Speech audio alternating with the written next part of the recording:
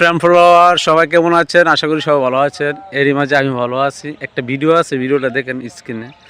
দরিদ্র দেখেন কতটুক গরিব হলে এরকম চুরি করে।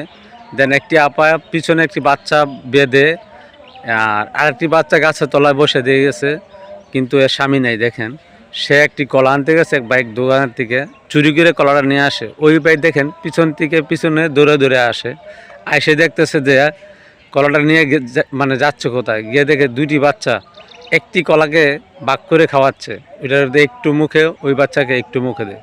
তো দরিদ্র থাকলে এই বুঝায়। আর দেখেন মানুষের প্রতি যে মানুষের কতটুকু টান থাকে, এই ভিডিওটা দেখলে সবাই একটু শিখতে পারবেন। দেখেন এই ভাই কিন্তু পিছন পিছনে আসে, আইসে দেখে একটি কলাকে খাওয়াচ্ছে। ওই ভাই দেখে কী করে, দোকানে আবার ফিরে যায়।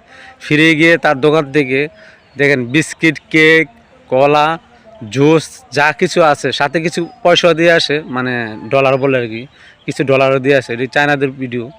দেখেন কিভাবে সে ডলারও দিয়ে আসছে। তো দরিদ্র আর মানুষের প্রতি যে মানুষের একটা টান আছে, এই ভিডিওটা দেখলে অবশ্যই কিছু শিখতে পারবেন। তো ভিডিওটা অনেক লং হয়ে যাচ্ছে, তো আমি লং কি ছাড়বো, ভিডিওটা আপলোড দেবো। তো ভিডিওটা দেখেন, ভালো করে দেখেন, শিখার অনেক কিছু আছে ভাইয়া।